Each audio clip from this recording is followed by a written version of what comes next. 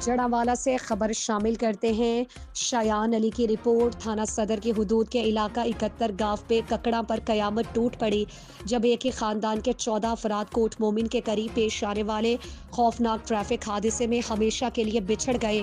یہ خاندان اسلام آباد میں ایک عزیز کی فوتگی میں شرکت کے بعد واپس اپنے آبائی علاقے آ رہا تھا کہ راستے میں یہ المناک حادثہ پیش آ گیا۔ حادثہ اتنا شدید تھا کہ خوشیوں، دعاؤں اور گھریلو باتوں سے بری گاڑی لمحوں میں موت کا گہوارہ بن گئی۔ ایک ہی لمحے میں ماں باپ، بچے، بہن بھائی سب خاموش ہو گئے اور پیچھے رہ جانے والوں کے لیے صرف آنسو، سسکیاں اور ہمیشہ کا دکھ رہ گیا۔ جیسے ہی حادثے کی خبر چک 371 گاؤں میں پہنچی، پورا علاقہ سوگ میں ڈوب گیا۔ گھروں میں صفے ماتم بچھ گئی۔ ماؤں کی چیخیں اور بچوں کے سوال ہر دل کو چیرنے لگے۔ لوگ کہتے ہیں کہ ایسا لگ رہا ہے جیسے پورا گاؤں یتیم ہو گیا ہو۔ جاں بحق ہونے والے افراد کی نماز جنازہ کے بعد انہیں ککڑا چک نزد خانوانہ میں سپرد خاک کیا جائے گا، جہاں ایک ساتھ کئی قبریں کھودی جا رہی ہیں۔